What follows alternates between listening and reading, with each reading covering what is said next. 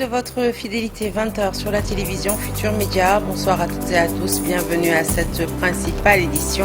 Les titres, c'est tout de suite. Il s'appelait Babacar Coulibaly, était âgé de 17 ans. Il a été tué par balle la nuit dernière à Atlanta. Dans ce journal, les témoignages de la communauté sénégalaise établie dans l'État de Géorgie. Une semaine après avoir reçu le pallium des mains du Saint-Pape, Monseigneur André Gueye publie sa lettre pastorale, une missive dans laquelle l'archevêque de Dakar invite les diocésains à rester fermes dans l'espérance. 4 colis de chanvre indien réquisitionnés par des éléments de la brigade régionale de stupéfiants. Le coup de filet a eu lieu à Ngazobil. Une enquête est en cours pour mettre la main sur les trafiquants. Et puis CAN féminine de football, bonne entame de compétition pour les Lionnes qui ont enregistré leur première victoire face aux Congolaises. La CAN se déroule, je rappelle, au Maroc du 5 au 26 juillet prochain.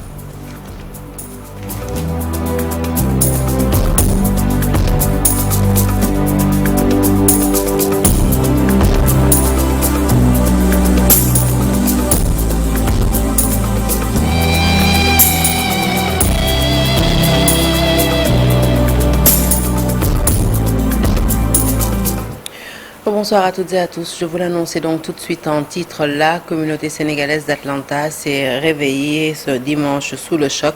Le jeune Babacar Coulibaly, âgé de 17 ans seulement, né aux États-Unis, originaire de Bakel, a été tué par balle dans la nuit de ce samedi devant son domicile. Et selon les premiers témoignages, il raccompagnait son ami venu lui rendre visite à peine sorti de la maison. Ils ont été tous les deux victimes de tirs. Babacar Coulibaly est mort sur le coup. Son ami s'en est sorti avec des blessures. Il a été transporté à l'hôpital. Une semaine après avoir reçu le pallium des mains du Saint-Pape Léon XIV, Monseigneur André Gueye a publié ce samedi sa première lettre pastorale depuis son installation à la tête de l'archidiocèse de Dakar, un programme qui dessine les contours d'une église en marche synodale, soucieuse d'autonomie et engagée pour la justice sociale au Sénégal. En conclusion de sa lettre, il invite ses diocésains à rester fermes dans l'espérance qui ne déçoit pas, une exhortation qui résume l'esprit de sa démarche pastorale, allier réalisme face aux défis et confiance dans l'avenir de l'Église sénégalaise. Et puis ce coup de filet de l'unité de lutte de Mbour qui relève de la brigade régionale des stupéfiants de Thiès, des éléments qui ont donc procédé à la saisie de 4 colis de chanvre indien d'un poids total de 86 kilos. La drogue était détenue par des individus non encore identifiés à Ngazobil. L'enquête est en cours en vue de les identifier et surtout de les interpeller.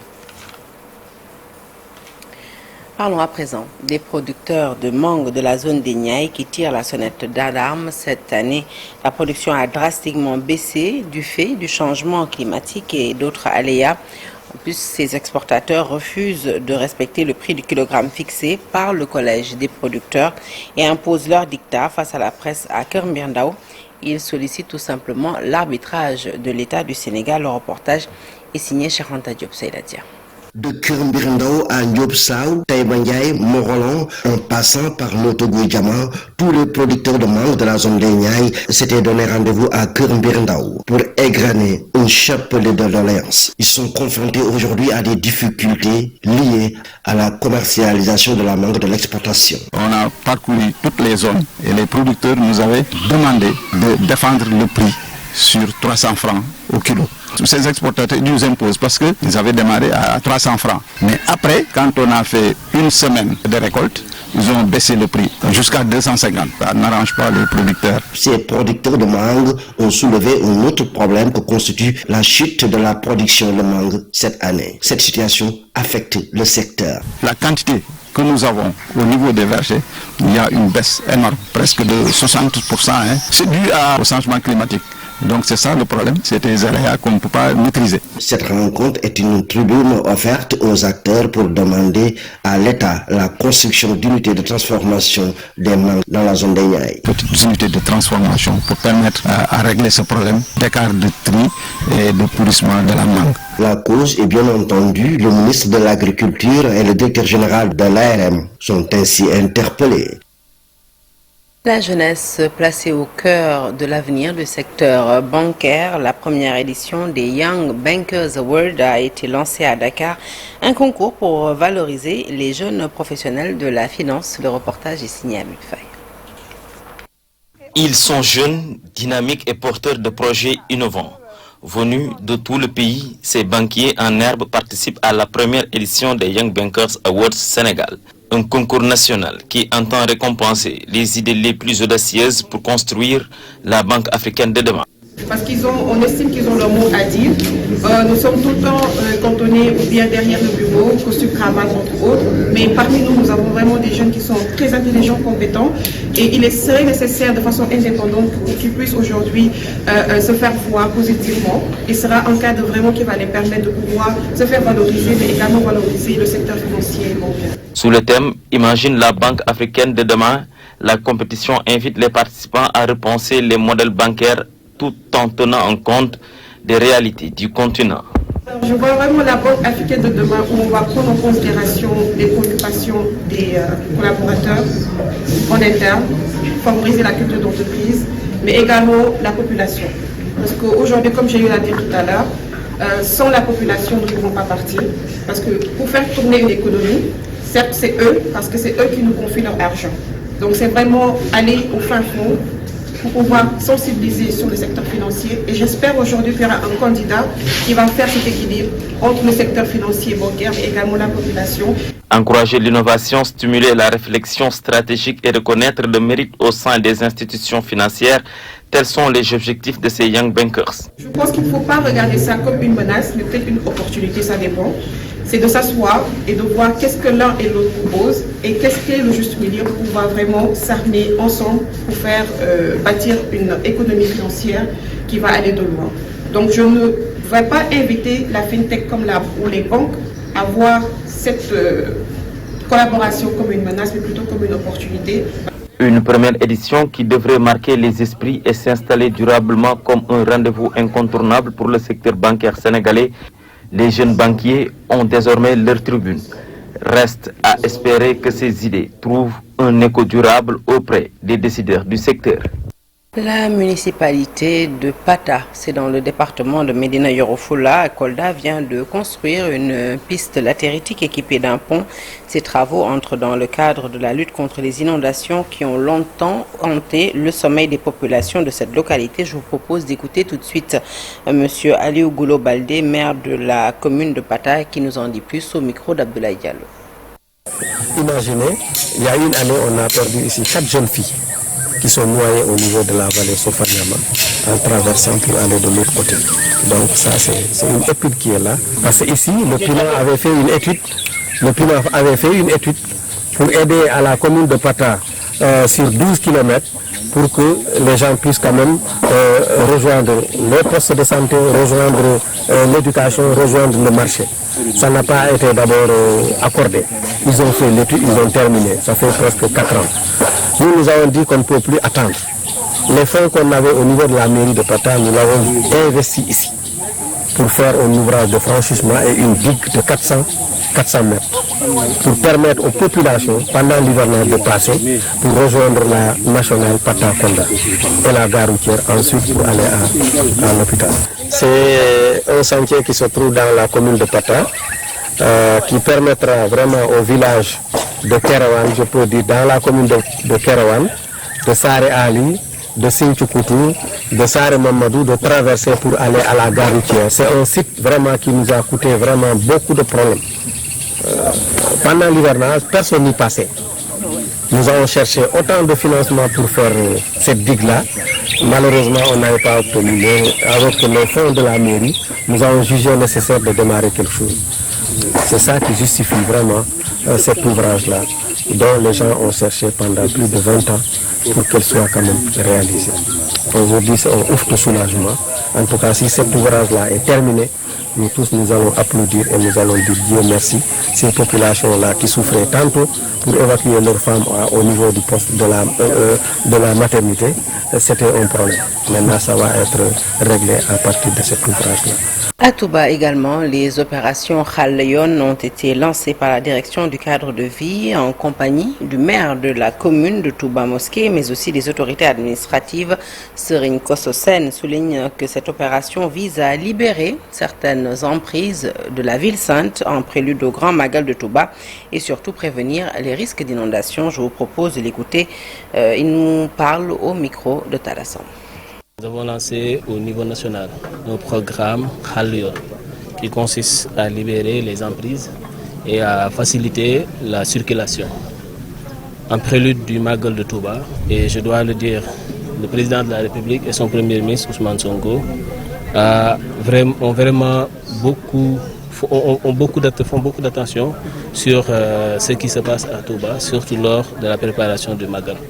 Donc c'est pour cette raison que nous avons initié cette initiative pour venir élargir, pour venir désencombrer les axes qui mènent vers la mosquée. Ce n'est pas seulement au niveau des axes où forcément il y a des gens qui pourvendent, mais aussi c'est des axes où il y a des objets qui sont fixes là-bas, des épaves et des axes aussi où il y a des tas, donc on essaie d'enlever pour vraiment faciliter la circulation. D'autres choses aussi qu'on souhaite faire lors de cette... à Touba aussi, vous le constatez, il n'y a pas beaucoup de goudron, donc il y a beaucoup d'axes où il y a beaucoup d'eau. Donc on va faire une opération pour vraiment, pour vraiment compacter un peu le sol et remettre aussi du sable pour faciliter au moins le déplacement et éviter davantage les inondations qui vont venir. Remercier le maire qui nous a accompagnés en termes de matériel aussi, en termes de ressources humaines. Donc l'objectif, ce n'est pas vraiment de venir enlever ou bien de venir embêter des gens. L'objectif, c'est vraiment faciliter le déplacement parce que nous le constatons, pendant le Magal, on a beaucoup de difficultés pour se déplacer dans certains axes. Deuxième promotion de médecine de l'université Alioune Diop de Bambey qui vient de mettre donc sur le marché de l'emploi une vingtaine de médecins prêts à travailler. Ils ont reçu leur diplôme ce week-end. Ibrahima Faye est le recteur de l'université. Professeur Ndeye Fatou Ngom est la directrice de l'UFR Santé et tous deux s'expriment au micro de Babacar Diouf. Important de le souligner, c'est une prouesse qui est arrivée au bon moment. Ce n'était pas évident. C'est une UFR qui a démarré avec beaucoup de difficultés. Mais aujourd'hui, nous sommes en train en fait de récolter les résultats. C'est une fierté pour l'université d'avoir organisé la sortie de promotion de cette deuxième promotion de l'UFR Santé.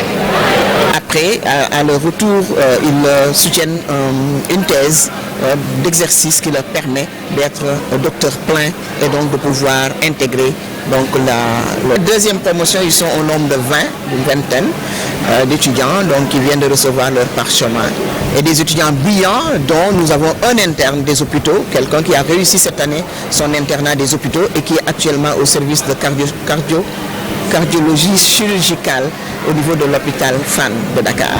Sinon, nous avons un autre interne qui fait partie de la première promotion. Donc la première promotion a produit 2 internes. Donc une qui est actuellement au niveau de Dalal Diam en train de faire sa spécialité en hématologie clinique et l'autre qui est actuellement en gynécologie à Pikine en train de faire sa spécialité en gynécologie obstétrique.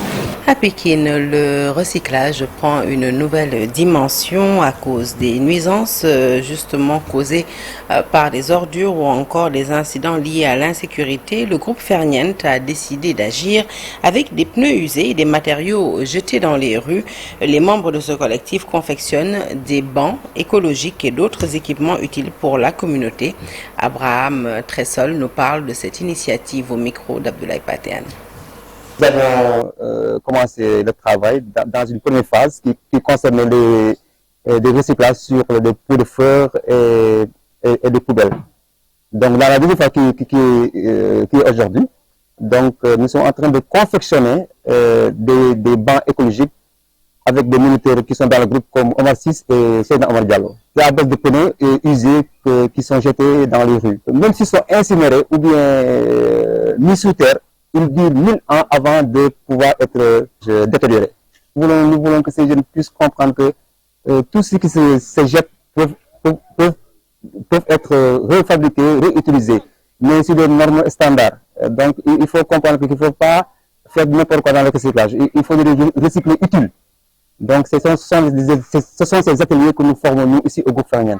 Restons dans le registre de l'environnement pour une meilleure préservation environnementale de l'économie à Gandiol. Eh bien, les fils du territoire ont organisé un forum pour discuter de plusieurs thèmes avec les experts. Les Gandiol veulent que la brèche soit stabilisée et que le problème du canal également soit résolu définitivement. Idrissa Gueye, le président de Sam Tchossanu Gandiol, il nous parle au micro de Seynou Diop et Abib Sek.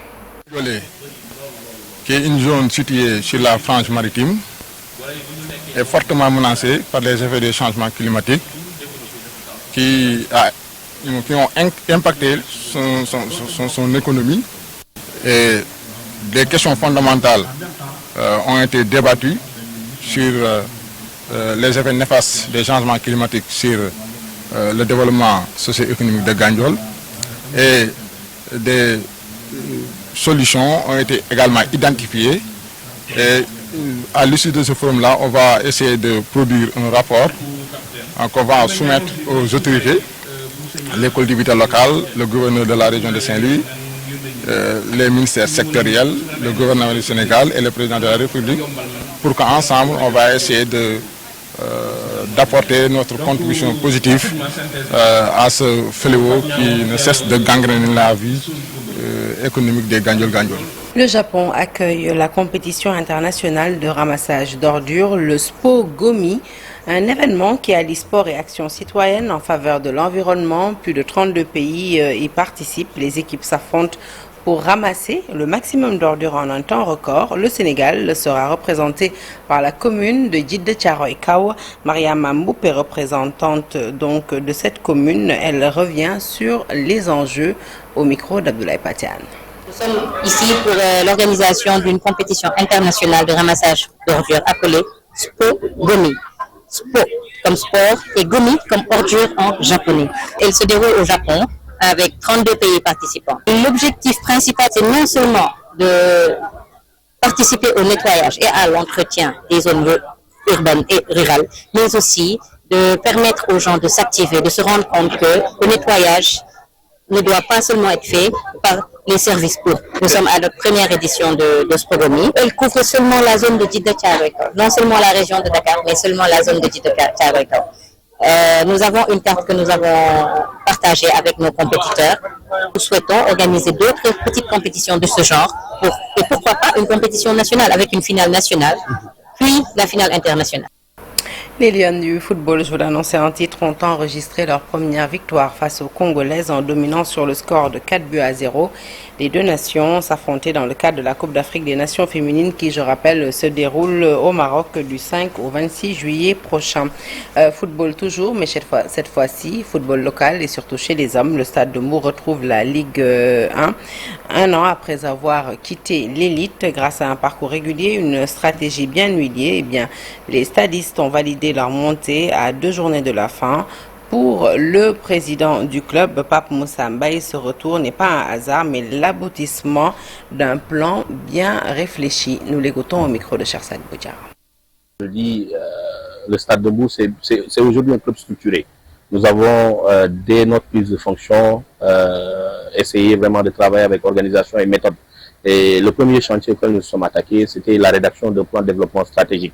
Nous nous sommes retrouvés à Sali, donc avec des sommeliers du football national et qui ont même une reconnaissance internationale pour élaborer un plan de développement stratégique. Et lequel plan, pour le volet sportif, en tout cas fixé comme objectif la montée cette année, l'année prochaine le maintien en Ligue 1 en occupant vraiment la première moitié de tableau.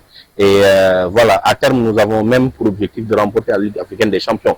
Maintenant, il faut savoir aussi garder la tête sur les épaules. Ce ne sont pas des choses qui vont se faire du jour au lendemain, mais nous travaillons avec organisation et méthode, avec un plan bien défini. C'est la fin de ce journal. Merci de l'avoir suivi. L'actualité se poursuit sur toutes nos plateformes digitales. Excellente suite de programme en notre compagnie et surtout bon début de semaine à toutes et à tous. Merci.